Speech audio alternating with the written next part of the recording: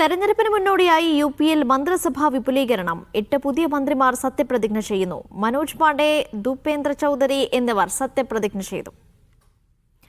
Rasheed bin Muhammad വിവരങ്ങൾ നൽകും. റഷീദ്, വിശദാംശങ്ങൾ.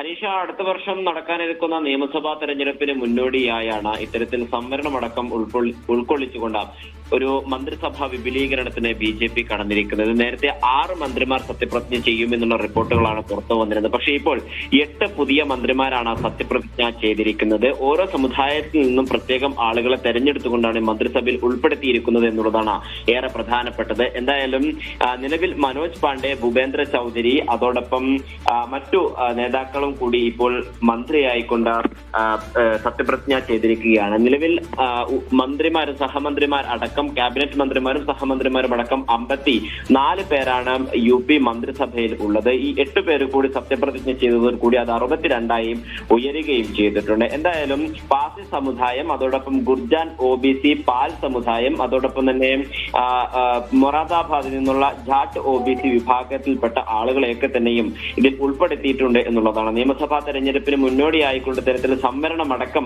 മന്ത്രിസഭയിൽ കൂടി ഉൾപ്പെടുത്തിയിട്ടുണ്ട് എന്നുള്ള കാര്യം ബി.ജെ.പി ഇതിലൂടെ അറിയിക്കുകയാണ്. അത്തരത്തിലൊരു തന്ത്രം കൂടി ബി.ജെ.പിയുടെ ഭാഗത്ത് ഉണ്ടാകുമെന്നുള്ളത്. നേരത്തെ തന്നെ മന്ത്രിസഭാ വിപുലീകരണം ഉണ്ടാകുമെന്നുള്ള കാര്യം യോഗി ആദിത്യനാഥ് സർക്കാർ അറിയിക്കുകയും ചെയ്തിട്ടുണ്ട്. ശരി റഷീദ്.